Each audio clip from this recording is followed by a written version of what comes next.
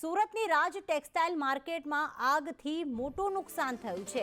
7મા માળે દુકાનોમાં આગ લાગતા ભયંકર નુકસાન થયું। તમામ દુકાનો આગની ઝપેટમાં આવી ગઈ હતી। દુકાનોમાં રાખેલો જે કાપડનો જથ્થો હતો તે પણ બળીને ખાખ થઈ ગયો છે। આગના લીધે બિલ્ડિંગની દિવાલોને પણ ઘણું નુકસાન થયું છે। હાલમાં વેપારીઓ ચિંતામાં મુકાયા છે, કારણ કે તેમનો મોટા પાયે એટલે કે કરોડોનો જથ્થો જે છે તે દુકાનમાં પડ્યો હતો।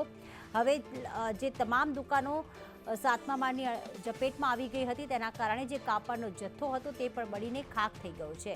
જોકે હાલમાં ફાયરના જવાનોએ આખી જે બિલ્ડિંગ છે તેને કોર્ડન કરી લીધી છે, પરંતુ ત્યાં ઘટના સ્થળ ઉપર વેપારીઓ પહોંચ્યા છે, જેમની ત્યાં દુકાન છે, પરંતુ તેમને ત્યાં જવા દેવામાં નથી આવી રહ્યા।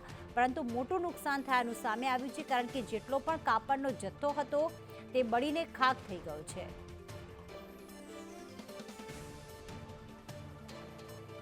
રાજ ટેક્સટાઇલ માર્કેટના 7મા માળે 7 દુકાનોમાં ગતરોજ ભયાનક આગ લાગી હતી। આગ તો કાબૂમાં આવી ચૂકી છે, પરંતુ હાલ જે સ્થાને આગ લાગી તે સ્થાને આપણે સંદેશ ન્યૂઝ ટીમ આવી પહોંચી છે। તમે સીધા દ્રશ્યો બતાવીશ કે આખું ને આખું જે એંગલ એટલે કેટલી પ્રકારની ભયાનક આગ હતી, આખી ને આખું એંગલ ઉપરથી નીચે પડી ચૂક્યું છે। અને તે દ્રશ્યો તમને બતાવીશ કે આખું એંગલ જે રીતે પડ્યું છે તે રીતે કહી શકાય છે કેટલી ભયાનક આગ હતી।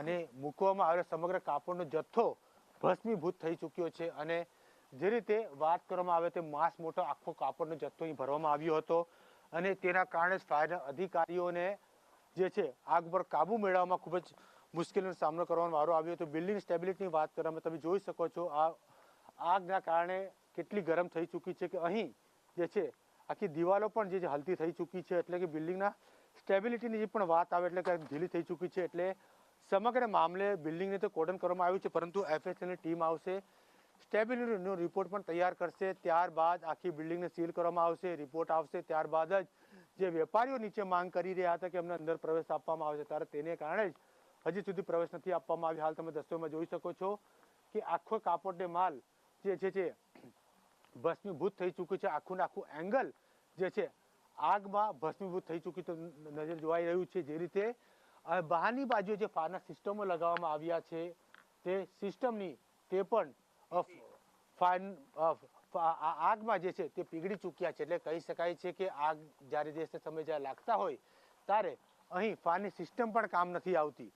આખા ને આખો 7મા માળે કાપડનો મોટો જથ્થો મૂકવામાં આવ્યો હતો, અને આખો ને આખો કાપડનો માલ અહીં બળીને ખાખ થઈ ચૂક્યું છે। તમે જોઈ શકાય છે આ એવા ભયાનક દ્રશ્યો તમે જોઈ શકો છો, કેટલી ભયાનક આગ હશે અંદરની બાજુએ કે તેનો અંદાજો ન લગાવી શકાય તે પ્રકારના દ્રશ્યો સર્જાયા હતા ગત રોજ। અને તમને બહારની બાજુ જ્યારે ફાયરની સિસ્ટમની વાત કરીશ ત્યારે ફાયરની સિસ્ટમ પણ તમને અહીં બતાવીશ કે આ જ ફાયરની સિસ્ટમ છે જે તે સમય જ્યારે લગાવવામાં આવે છે કે ફાયરની સિસ્ટમ આગના સમયે કામમાં આવશે, પરંતુ આખું સિસ્ટમ પણ આગમાં બળીને પીગળી ચૂક્યું છે। એટલે આ પ્રકારના દ્રશ્યો અહીં સર્જાયા હતા। હાલ તો સમગ્ર બિલ્ડિંગને જે છે ફાયર વિભાગ દ્વારા કોર્ડન કરવામાં, પોલીસ દ્વારા કોર્ડન કરવામાં આવે છે। એફએસએલની ટીમ આવશે, તેનું નિરીક્ષણ કરશે, ત્યારબાદ સીલિંગની કામગીરી કરશે, રિપોર્ટ આવશે, ત્યારબાદ કઈ રીતનું પરિણામ આવશે તે લઈને જ સમગ્ર મામલે ફાયર અને પોલીસ દ્વારા આ કામગીરી કરવામાં આવશે। પરંતુ જે દ્રશ્યો છે દ્રશ્યો ખૂબ જ ભયાનક અને ડરાવનારા દ્રશ્યો છે।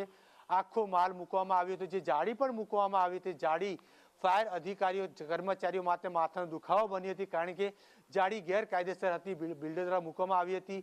શિવશક્તિ માર્કેટમાં જે રીતે આગ લાગી હતી, જે જાળીઓ ફાયર અધિકારીઓ માથાનો દુખાવો બની હતી, તે જ જાળીઓ ફાયર અધિકારીઓ માટે ગત રોજ માથાનો દુખાવો બની હતી, તે પણ તમને ત્યાં બતાવવામાં આવ્યો છે હાલ। પરંતુ હવે સમગ્ર મામલે ફાયરના જવાનો, ફાયર બ્રિગેડ દ્વારા કયા પ્રકારની કામગીરી કરવામાં આવી રહી છે તે આગળ જોવાનું રહ્યું। પરંતુ હાલ એફએસએલની ટીમ આવશે, સમગ્ર બાબતે તમને સ્ટેબિલિટી રિપોર્ટ પણ બતાવ્યો, સમગ્ર બાબતે રિપોર્ટ આવ્યા બાદ જ બિલ્ડિંગને ખોલવામાં આવશે। કેમેરામેન ભૂષણ ચૌધરી સાથે જયેન્દ્ર પાંડે, સંદેશ ન્યૂઝ, સુરત।